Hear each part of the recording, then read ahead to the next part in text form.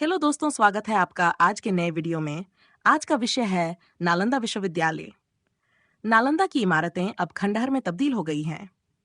इतिहास के इस महान विहार ने 14वीं सदी की शुरुआत में ही काम करना बंद कर दिया था, लेकिन इसकी विरासत आज भी अध्ययन के विभिन्न क्षेत्रों को आगे बढ़ा रही है। विज्ञान, चिकित्सा, गणित, खगोल शास्त्र, दर्शन शास्त्र, तर्क, व्याकरण, लिपि, पुस्तक संस्कृति, अनुवाद, साहित्य, कला और वास्तुकला के विकास में इस विहार का अहम योगदान रहा है। नालंदा में पहले विहार की स्थापना ईसा पूर्व 3री सदी की गई थी। सम्राट अशोक ने इसकी स्थापना की थी।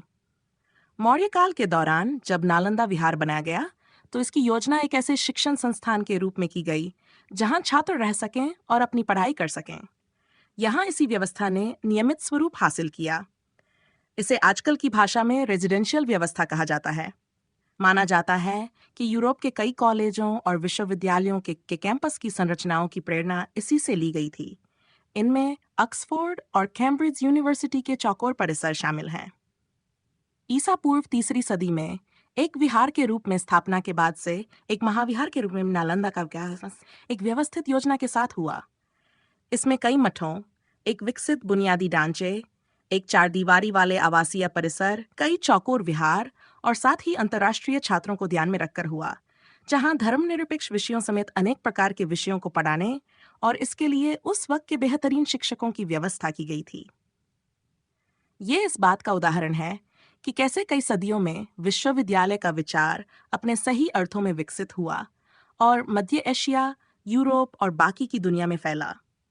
नालंदा महाविहार में नागार्जुन, वासुबंधु, संतरक्षिता और कमलशिला जैसे महान विद्वानों ने पुनरावर्ती तर्क प्रणाली, तर्क के बाद उपतर्क को आगे बढ़ाने में अहम योगदान दिया, जिससे मध्ययुगीन वैज्ञानिक पद्धति का विकास हुआ। ये दृष्टिकोण मध्य एशिया और आखिरकार अरब जगत और यूरोप समेत दुनिया के विभिन्न हिस्से तक पहुंचा। भारतीय गणित के पितामह कहे जाने वाले आर्यभट्ट 6ठी शताब्दी में नालंदा महाविहार में सबसे प्रमुख गणित थे। उन्होंने मौलिक पुस्तक लिखी आर्यभट्टीय। वह पहले गणित थे जिन्होंने शून्य को एक अंक के रूप में मान्यता दी। इस क्रांतिकारी अवधारणा ने गणनाओं को सरल बनाया और ऐसी अवधारणाओं को जन्म दिया जो आगे चलकर बीजगणित, अलजेब्रा और कैलकुलस के रूप में जानी गईं। बाद में आर्यभट्ट के काम को आगे बढ़ाया ब्रह्मगुप्त ने। उन्होंने ब्रह्मस्पृष्ट सिद्धांत लिखा, जिसका 8वीं शताब्दी में अरबी में अनुवाद हुआ, जो सिंध हिंद के रूप में प्रसिद्ध हुआ और जिसने भारतीय संख्याओं, अलजेब्रा, कैलकुलस, एल्गोरिदम और भारतीय खगोल शास्त्र से यूरोप का परिचय कराया। गणित और खगोल शास्त्र के क्षेत्र में नालंदा का प्रभाव खासकर चीन में बहुत अहम था। 665 से 698 ईस्वी के बीच bureau of astronomy of China के प्रमुख थे गौतम सिद्धार्थ, जिन्होंने उस समय भारतीयों की श्रेष्ठता की अगुवाई की। सरकार में इस्तेमाल होने वाले आधिकारिक कैलेंडर को बनाने और महारानी वुजेतियन के लिए ज्योतिष और अलौकिक संकेतों की खगोलीय व्याख्या करने की जिम्मेदारी उनकी थी। गौतम अपने परिवार की 3 पीढ़ियों में पहले थे जिन्होंने लगातार इस पद को संभाला। नालंदा में विकसित हुआ तांत्रिक बुद्धिज्म 7वीं और 8वीं सदी में चीन में एक बड़ी ताकत बन गया था। शीर्ष स्तर के चीनी बुद्धिजीवियों में कई इसके अनुयायी थे।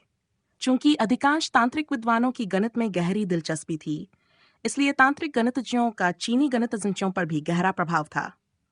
इस दिलचस्पी का कारण शायद कम से कम शुरुआत में संख्या का तांत्रिक आकर्षण था। चीन के तांत्रिक बौद्ध भिक्षु आईसिंग या यीशिंग 672 से 717 ईस्वी अपने समय के महान चीनी खगोल शास्त्री और गणितज्ञ थे। उन्होंने नालंदा में विकसित गणित और खगोल शास्त्र पर भारतीय कामों पर विशेषता हासिल कर ली थी। 2 बड़े महायान बौद्ध दर्शनों, माध्यमिक और योगाचार के विकास और इवोल्यूशन में नालंदा का बड़ा योगदान था। महाविहार में सदियों तक योगाचार के साथ लगातार जुड़ाव ने एक विशेष शाखा को जन्म दिया, जिसे वज्रयान या तंत्रयान के नाम से जाना जाता है, जो योगाचार दर्शन के सिद्धांतों पर आधारित है। नालंदा में संतरक्षिता ने माध्यमिक और योगाचार को मिलाकर एक नया दर्शन विकसित किया, जिसे योगाचार माध्यमिक के नाम से जाना जाता है। नालंदा महाविहार ने 5वीं शताब्दी तक कला का एक प्रमुख केंद्र बन चुका था। नालंदा में बनाई गई कलाकृतियों में स्थानीय पुट के साथ मथुरा और सारनाथ दोनों की विशेषताएं थीं, जो 8वीं शताब्दी में पाला काल के दौरान एक अलग शाखा नालंदा स्कूल ऑफ आर्ट के रूप में विकसित हुई। इसका पूर्वी और दक्षिण पूर्वी देशों की कला पर गहरा प्रभाव था।